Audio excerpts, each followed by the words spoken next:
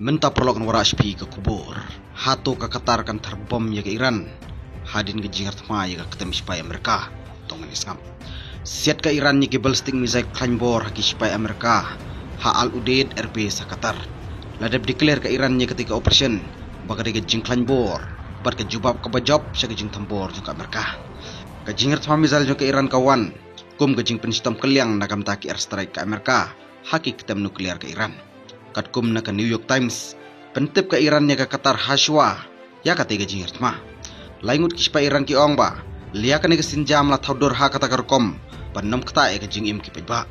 kilat patai ku por ki yathu ba ke Iran ka paru ya ke jing sneng sa Amerika leng ba ki diplomatic block channel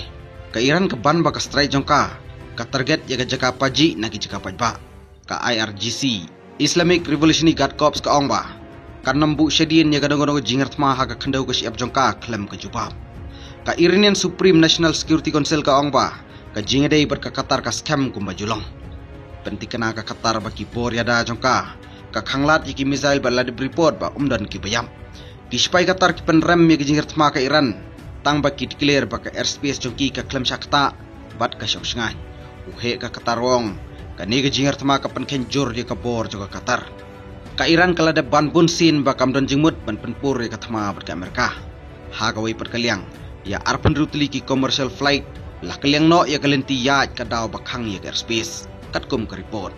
arpo artali la pha her kerki doha kan thup khat artali ki ba operate da ka Qatar Airways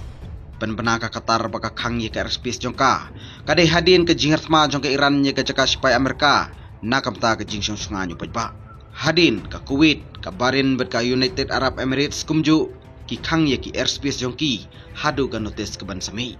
khubli sibun story tala London 2